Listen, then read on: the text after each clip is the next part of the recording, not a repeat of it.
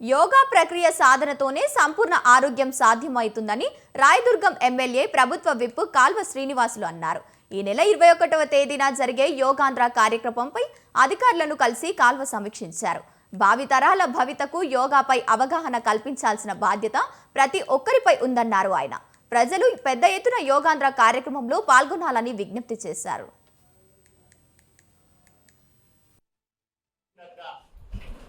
ఎంత ఎక్కువ మంది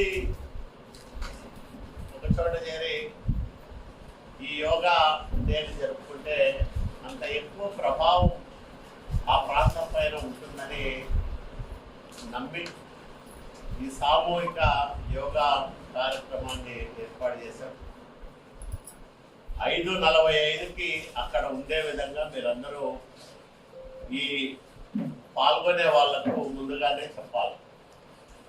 లేటుగా వస్తే వాళ్ళ కోసం అది ఆగదు. 6 గంటలకు ఎటువంటి పరిస్థితుల్లో ప్రారంభం చేయాలని ఆదేశాలు ఉన్నాయి కాబట్టి ఉదయం 6 నుంచి 7 గంటల వరకు మనం ఈ కార్యక్రమాన్ని చేసుకోవాల్సి ఉంటుంది. కాబట్టి దయచేసి అందరూ ఎంతమంది పాల్గొంటున్నారు అనే దానికంటే ఎంతమంది 6 గంటల